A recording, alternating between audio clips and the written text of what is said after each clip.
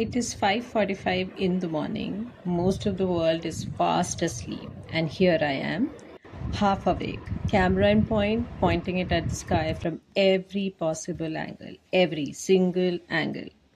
And on lucky mornings, I get the moon still hanging around, birds still having their morning meeting, crickets doing their thing, trees, wind, and zero humans. Blissful, right?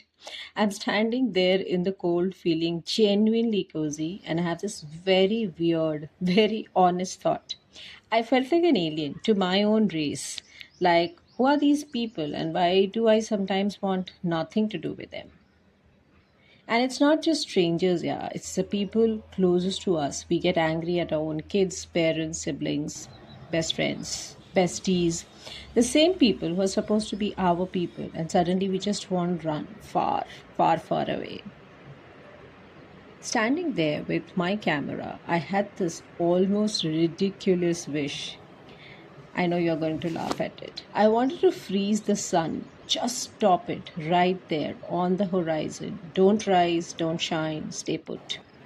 But when has the sun ever listened to anyone? And that got me thinking about the people in our lives who never stop rising either. You know the ones? The ambitious ones, the slightly delusional ones, the ones we quietly whisper, oh, they are too much. But they just keep going. Keep rising, keep shining, whether we are watching or not. So, what is stopping you, my dear friend? Now, before you roll your eyes, I am not here to give you a motivational speech. I promise. I have zero interest in being your life coach at 6 a.m. in the morning. This is just me, unfiltered, sharing exactly what goes on in my head or on these quiet mornings.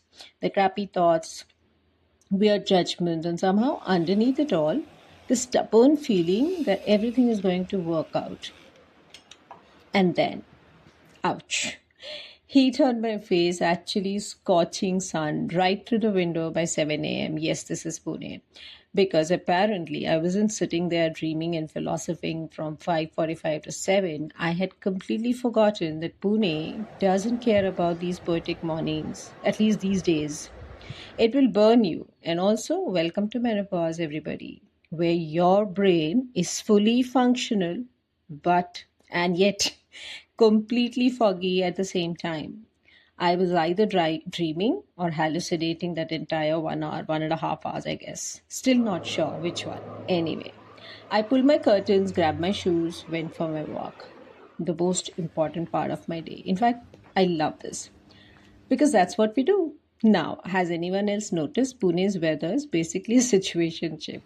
One side of your body is getting roasted alive with scorching sun at 7:30. The other side is getting a gentle, cool breeze. On one side is a red flag, the other is comfort. And yet you just stay. You come back for that morning walks every day because the breeze feels so nice. No? I'm fully, completely in love with my Pune situationship. If you're from Pune, tell me if you feel this too.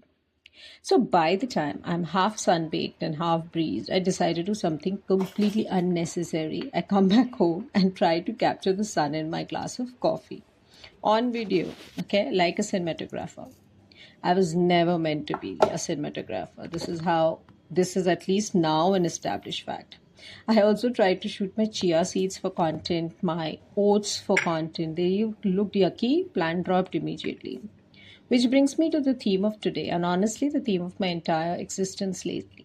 I've been successfully, consistently inconsistent.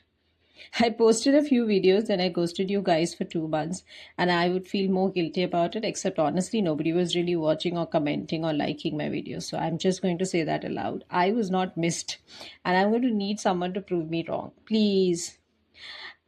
I was on Substack and Instagram for a bit, and that makes me feel marginally less terrible about being inconsistent when I'm back now. And I want to talk about real things, single parenting, how our entire world is built for couples, menopause, loneliness, the tiny hacks that actually keeps me going and sane, storytelling, life as it is actually is.